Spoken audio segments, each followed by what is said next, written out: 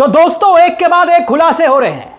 कई वाक्य और दावों से पता चलता है कि ये इतना बड़ा जो हादसा हुआ है, शायद इसका इंतजार हो रहा था। मैं आपके सामने एक एक करके कई वाक्य और तथ्यों के साथ सामने रखने की कोशिश करूंगा।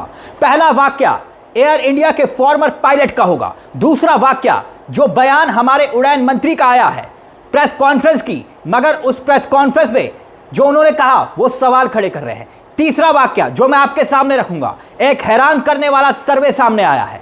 चौथा वाक्य जो डीजीसीए है, उसने एक चिट्ठी लिखी तमाम एयरलाइंस को, एक एक करके तमाम तथ्य सबूतों के साथ मैं आपके सामने बातों को रखूंगा।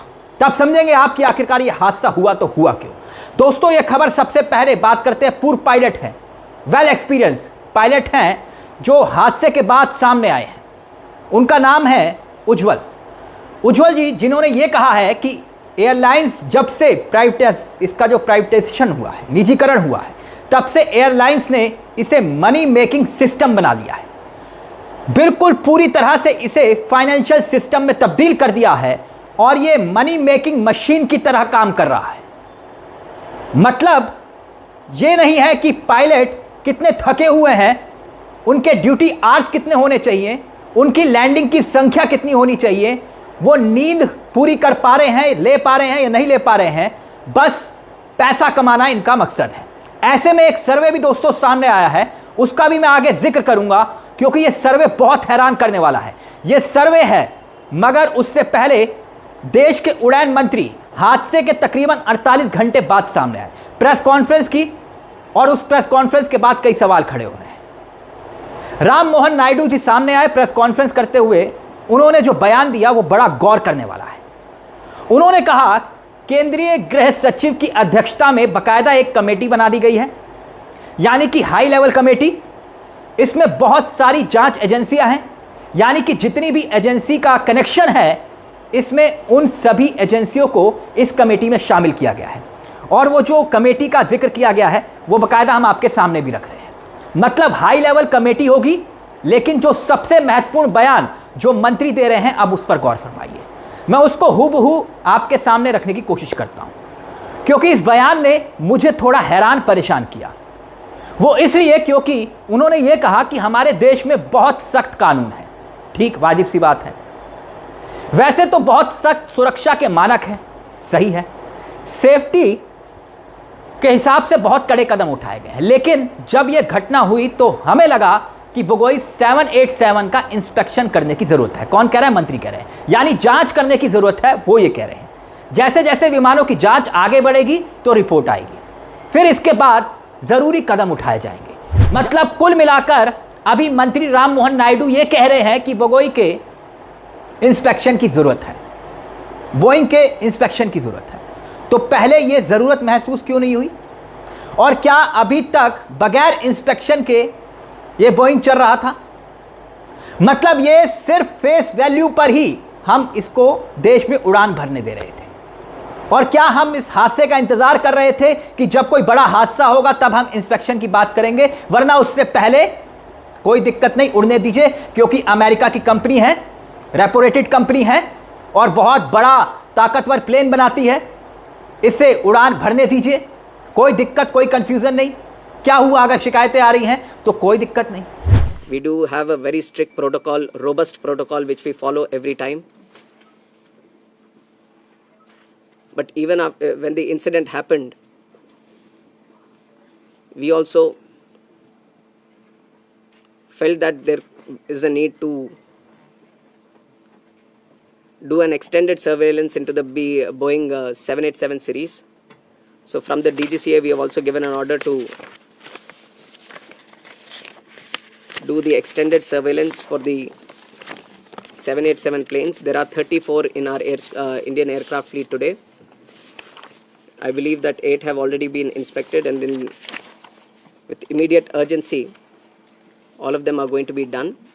और तो और 2013 से मामला चल रहा था और 2013 से 24 तक ये बात सामने आ गई थी कि बोइंग में काम करने वाले 10 साल काम किया जिस शख्स ने, इंजीनियर सैम साल्वे, वो कह रहे हैं 2024 में कि भाई 777 और 787 ड्रीमलाइनर विमानों के उत्पादन में जल्दबाजी के बारे में चेतावनी बाकायदा उन्होंने दी थी और बाकायदा न्यूयॉर्क टाइम्स में एक इंटरव्यू दिया था और न्यूयॉर्क टाइम्स में कहा था इंटरव्यू में कि भाई जो इंजन इस्तेमाल होते हैं बोगोई 787 में उसमें कई खामियां हैं और करीब 1000 इंजन ऐसे पाए गए हैं जो इंस्टॉल्ड हैं, लेकिन उसमें खामियां ही खामियां हैं। मतलब बिना इंस्पेक्शन के, बिना जांच के हम बोगोई को इतनी लंबी उड़ान भरने दे रहे थे और वो भी अहमदाबाद से लंदन, मेलबर्न, ऑस्ट्रेलिया भेज रहे थे। है ना हैरान करने वाला बयान। अब डीजीसीए की एक चिट्ठी मैं आपके सामने रखना चाहूँगा। वो डीजीसीए ने दरअसल ये चिट्ठी लिखी 13 जून को, आप देख सकते हैं, कुछ घंटे पहले।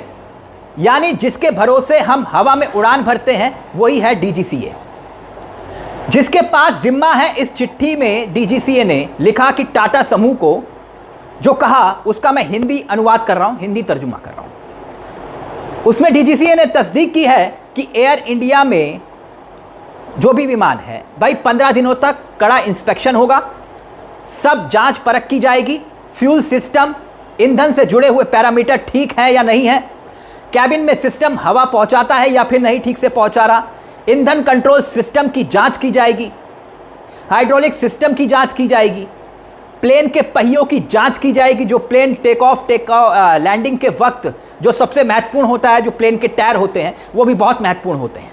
इसके साथ साथ रफ्तार और वजन की दोबारा समीक्षा की जाएगी। हर नई फ्लाइट का कंट्रोल चेक होगा। आप देख सकते हैं जो कुछ लिखा है मैं वही पढ़ रहा हूँ। पावर टेस्ट अगले 2 हफ्ते में करना होगा, ये बहुत ज़रूरी है। और 15 दिन में विमानों के जो भी खराबियाँ जो पिछले 15 दिनों में आई हैं उसकी जांच करें और उसको दुरुस्त करें। अब सवाल ये है कि जो मैंने चिट्ठी रखी, ये सारे इंस्पेक्शन अगर अभी करने हैं तो फिर क्या ये सारे विमान बिना इंस्पेक्शन के पहले उड़ाए जा रहे थे, बिना इंस्पेक्शन के उड़ाए जा रहे थे? क्या ये बहुत बड़े सवाल नहीं है दोस्तों? अब मैं उस सर्वे पर आना चाहूँगा जो बहुत महत्वपूर्ण है। इसे आपको ध्यान से सुनना चाहिए क्योंकि उस सर्वे में बहुत कुछ शीशे की तरह साफ हो रहा है। और उस सर्वे में ये बात मैं सामने रखूँगा कि कैसे पायलट परेशान है। मगर उससे पहले ये बता दूं कि हमारे जो देश के पायलट हैं लगातार जो शिकायतें कर रहे थे और सर्वे में ये बात भी सामने आई है कि 91% पायलट ये मान रहे हैं कि वो फैटिग यानी कि थकान के शिकार हैं।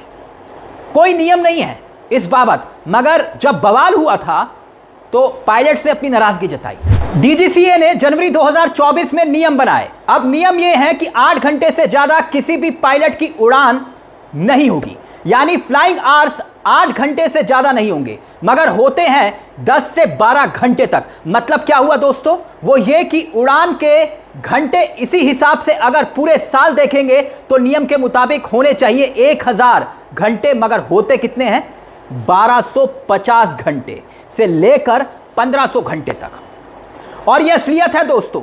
ये तो फ्लाइंग आवर्स का मैंने जिक्र किया, मगर जो काम के घंटे जो होने चाहिए वो नियम के मुताबिक 8 घंटे होने चाहिए, मगर होते कितने हैं? 10 से 12 घंटे। और नियम ये कहता है कि कोई भी एयरलाइंस अपने पायलट से 2 घंटे से ज़्यादा काम नहीं करवा सकती, मगर करवाया कितना जाता है मालूम है आपको? 3 से 5 घंटे प्रतिदिन। रात में सिर्फ 2 लैंडिंग होनी चाहिए, 2 लैंडिंग आप कर सकते हैं, मगर होती कितनी है? 6 लैंडिंग तक नाइट शिफ्ट के वक्त। यानी इतना सब कुछ हो रहा है दोस्तों। आज बात मंत्री जी जांच की कर रहे हैं। शिकायतें आई, कोई जांच नहीं हुई, एक के बाद एक शिकायतें आ रही थी। तभी मैंने कहा कि दोस्तों एक के बाद एक खुलासे पूरे सिस्टम पर सवाल खड़ा कर रहे हैं, पूरे सिस्टम पर, समूचे सिस्टम पर।